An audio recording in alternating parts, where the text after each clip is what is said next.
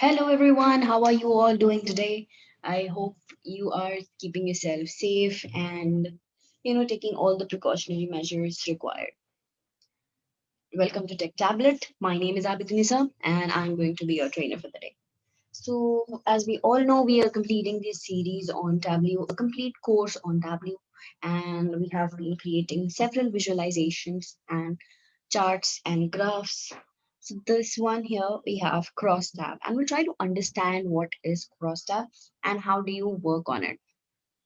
Now, as we all know, we require several tables, graphs, charts to create a dashboard or maybe to create a story out of it so that it looks like a good presentation. And dashboards work really well. So people who work in sales or even in medical field, actually in every field, you guys can understand the importance of a dashboard. Now, dashboard has multiple charts. So you can create multiple charts in Tableau and then you can also create a dashboard using all those visualizations or all those graphs that we have created. That is what we are trying to learn here. But even before we do that, we need to understand use of each of these tables. Where can you use what table? You know that you require a graph. So suppose if you want to track your sales team's targets, or maybe you want to track how are they working and you want to track your employees, um, how hard are they working, or are they actually working. So if you want to measure, you definitely require a measure, and if the numbers don't really help you, you will need charts, and that's when Tableau comes into picture.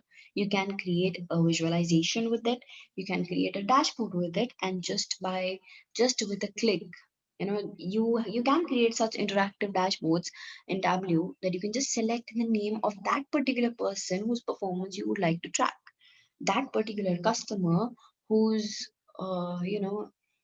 interaction with you matters to you. So you can track all of that using these dashboards, and Tableau is helping us with that. The agenda is again really simple for today. We are going to understand what a cross tab is and then creating a cross tab in Tableau. My name is Abidunisa Begum. I have been providing training on R and Python for data science and machine learning for the past 4 years now. And I have good experience in providing training on data visualization with Tableau. I think that's enough about me. Now, coming to our crosstabs. What are crosstabs and how can you work on them? What do you understand when you look at them? Now, these are simple tables that you create using Excel sheets or even that you write manually in your notebooks. These are such tables. These are crosstabs. They are also called as contingency tables. You can see here, these are also called as contingency tables, crosstabs, or what else can you call them? You can call them text tables as well. So if you hear these names, you know what are we talking about? Text tables, crosstabs, contingency tables. Right? So this is how it looks like. Now, if we try to define it, it's a table showing the relationship between two or more variables. How do they vary? Now, when you have these tables, you can actually create a scatter plot. And then the line can give you the line that you form or the curve that you form will give you the relationship. How is the relationship between those variables? And that is how this table is coming into picture. Now the table here, it only shows the relationship between two categorical variables. Remember that. Okay, there are no continuous variables in crosstab, only categorical variables. Now you know if you have your categorical values and you want to know the relationship between the variables in your data set, that is when you can use the crosstab. Now let me just explain you about this example that you have right here. So this table here, it's a crosstab that shows by age whether somebody has an unlisted phone number. Okay, and it also shows the number of observations with each combination of possible values of two variables in each cell, each cell of the table. We can also see, for example, the 185 people are aged 18 to 34 and do not have an unlisted phone number. We also know the column percentages. But these are the percentages, within the column, so that each column's percentage adds up to 100, 100%. So for example, 24% of all people without an unlisted phone number are aged 18 to 34 in this sample. The age distribution for people without unlisted numbers is different from that for people with unlisted numbers. In other words, the crosstab reveals a relationship between the two, people and unlisted phone number, right? And they are more likely to be younger. So we can also say that the variables used to create this table are correlated. So if there were no relationship, then these two categorical variables, we would say that they were not correlated, and that's why we cannot create this chart. Now, here we have two variables and they can be both viewed as being ordered. Consequently, we can potentially describe the patterns as being positive or even negative correlations. However, what you can do is, where both the variables are not ordered, we can simply refer to strength of the correlation without discussing its direction. That's how you can work on it if that's an issue for you. Then there can also be a table with multiple values, that is more than two values. And it's really common here. So here the table is shown, we can actually create another table, but with multiple values here, more than 3 and 4, right? So in those, each row and each column can represent a different variable. Remember that.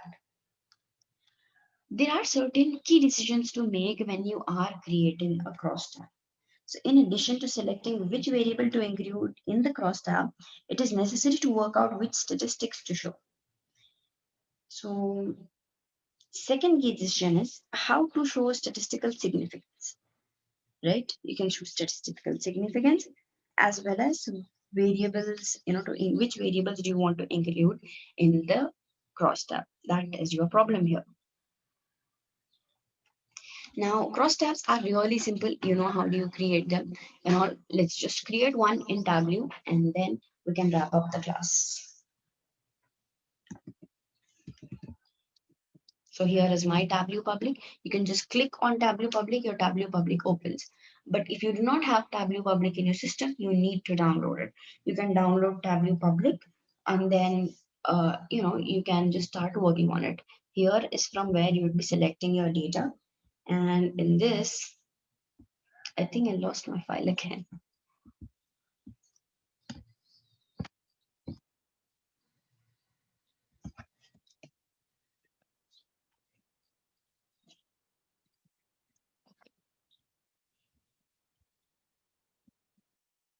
So here are my data sets for specifically for Tableau. That is why I have kept them aside. So I'm going to use the global superstore data set again. And from that, I'll take the order section again. And here what I'll do, I'll see how are these superstores, they are putting up with the order dates and all through different segments and also through different regions. Now what do I do? The segment and the region,